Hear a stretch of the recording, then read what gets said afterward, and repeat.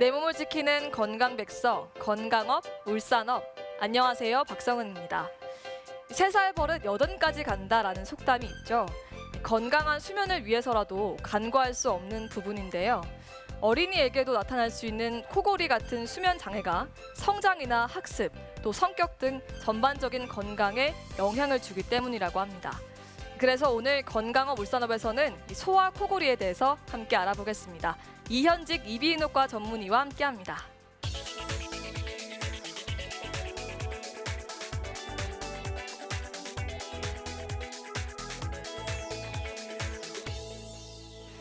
네, 선생님, 소아 코골이는 3세에서 12세 어린이 중에 10에서 12% 정도에게 흔히 발생하는 증상이라고 들었는데요.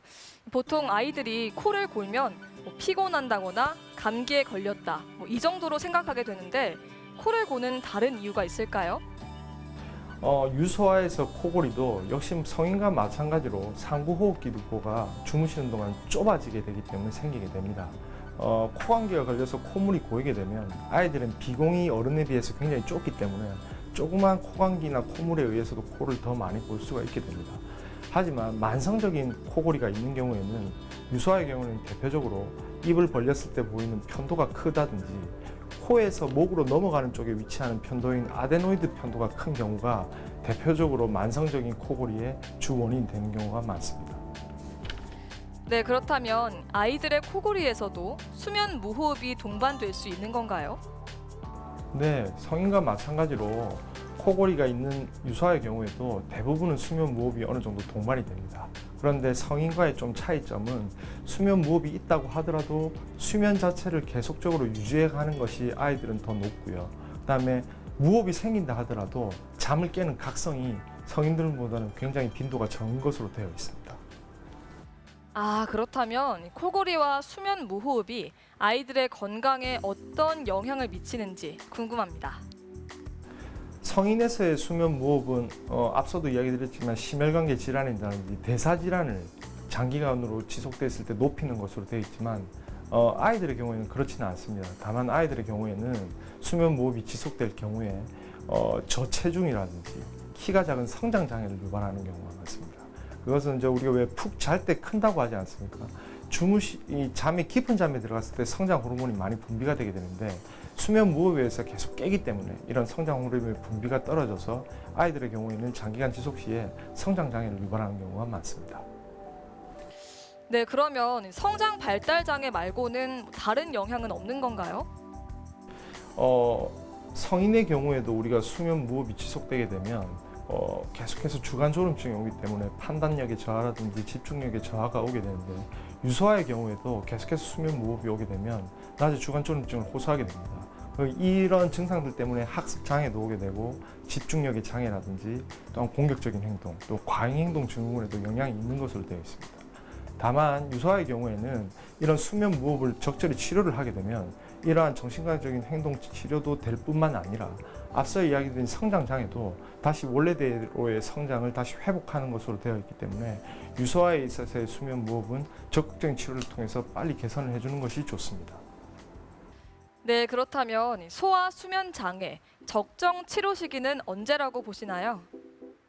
네, 유소아의 수면 무호흡의 적절한 치료는 대부분 앞서 이야기된 것처럼 그 원인이 국의 편도와 코 뒤쪽에 존재하는 아데노이드 편도가 그 원인이 되기 때문에 대부분 이 편도 아데노이드 수술을 통해서 치료를 하게 됩니다.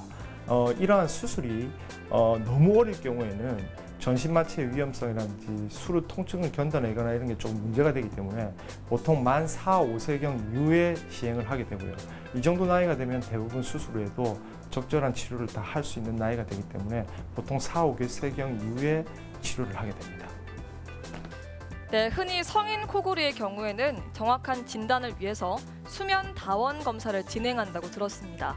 아이들 역시 수면 다원 검사를 받아야 할까요? 아이들의 경우에는 성인과 달리 수면 다원 검사를 꼭 시행하지는 않습니다. 그 이유가 수면 다원 검사를 하지 않더라도 그 원인이 주로 편도와 아데노이드에 있기 때문에 이는 의학적 검사만으로도 확인이 되기 때문입니다. 뿐만 아니라 수면 다원 검사를 한다고 하더라도 아이들의 경우에는 뇌파 검사기라든지 심전도라든지 산소 포화도를 달고 착용하고 자는 것 자체가 힘들기 때문에 특별한 경우를 제외하고는 수면 도안 검사를 루틴으로 진행하지는 않습니다. 네, 코골이가 심한 성인은 수술을 진행한다고 하는데 이 소아 코골이 치료법은 어떻게 진행이 되나요? 네, 유소아의 코골이 치료법은 편도 아데노이드 수술이 그 답이 되는 경우가 대부분입니다. 이 수술 같은 경우에는 전신 마취하에서 한 2~30분의 시간이 소요되고 수술 후에 한 2주 정도의 치료 기간을 가지게 됩니다. 그리고 편도와 아데노이드가 음식물이 넘어가는 위치에 존재하기 때문에 술 후에 약 한 1~2주간 음식 같은 것도 조금 제한해서 유동식으로 약을 우리가 식사를 하는 것이 좋고요.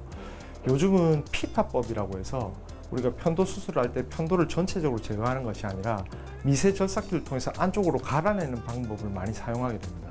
이러한 방법의 장점이 술 후에 생길 수 있는 통증이라든지 출혈을 매우 줄여주는 경향이 많기 때문에 유소아의 편도나 아데노이드 수술에서 굉장히 효과적으로 사용될 수가 있습니다. 그래서 최근에 많이 사용하고 있습니다. 네, 말씀 잘 들었습니다. 아이가 감기에 자주 걸리고 또 비염이나 축농증 등으로 인해서 편도와 아데노이드가 비대해질 수 있으니까요. 무엇보다 기본적인 건강 관리를 해주는 것이 중요하겠는데요. 외출 후에 손과 발을 잘 씻고 아이의 위생 관리를 철저하게 해주는 것이 좋고요. 또 충분한 수분 섭취와 실내 습도를 적절하게 유지시켜주는 것이 중요하다고 할 수 있습니다. 오늘도 요가 동작 함께 하시면서 건강한 하루 보내시길 바랍니다. 감사합니다.